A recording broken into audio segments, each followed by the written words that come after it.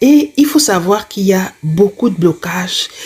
Il y a des blocages qui sortent de très loin, qu'il faut démasquer, qu'il faut identifier. Donc très rapidement, je veux citer certains des blocages qui viennent de très loin et qui vont nous empêcher de vivre notre vie. Je vais te citer par exemple, il y a des personnes qui n'ont pas de problème. Je vais parler comme ça des personnes qui cherchent à avoir des enfants. Ils n'ont pas un problème en particulier, mais il y a un problème d'infertilité dans le couple. Donc, ça fait que on ne comprend pas, c'est inexpliqué. Ils ont fait tous les examens, mais rien ne va.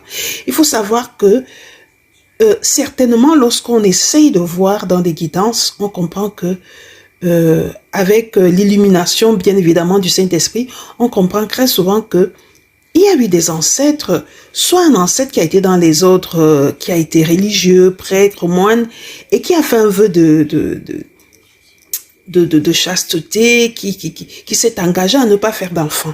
Et cela parfois va se retomber sur toi. Cet esprit-là va te poursuivre et va te permettre, et ne va pas te permettre de faire des enfants.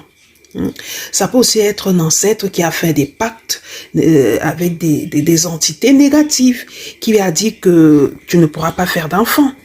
Et tel ou tel enfant qui va naître à tel ou tel moment ne pourra pas faire d'enfant. Donc, il ne faut pas négliger toutes ces parties-là quand on dit qu'il faut faire des blocages. Et des blocages, c'est souvent à plusieurs niveaux. Donc, ça peut tomber sur toi comme ça. Quoi que tu fasses, tu n'arrives pas à faire d'enfant. Je vais citer plusieurs exemples aujourd'hui pour que vous puissiez comprendre pourquoi c'est important de commencer par les déblocages, par des désenvoûtements. Il y a aussi ceux qui sont souvent en colère. Il y a des colères inexpliquées. Tu ne peux pas comprendre pourquoi tu es en colère. C'est vraiment sans raison. Parfois, alors, si quelqu'un t'a provoqué, ça devient plus grave. Ça vient aussi de très loin, mais nous sommes tous rattachés par toutes ces choses-là. On ne peut pas renier que nous avons des ancêtres qui ont subi des problèmes, qui sont passés par des difficultés, qui n'ont jamais pu exprimer, et cette colère-là est restée en nous. Cela va jouer sur beaucoup de membres de la famille. Vous arrivez